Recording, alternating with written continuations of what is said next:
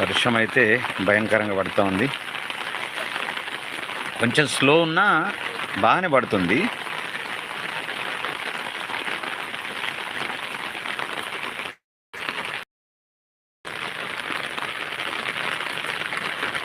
చేస్తానా చాయ్ తాగాను బ్రహ్మాండంగా. చలి ఉంది కదా, అందుకోసమే కాస్త ఒకసారి చాయ్ కూడా తాగడం జరిగింది.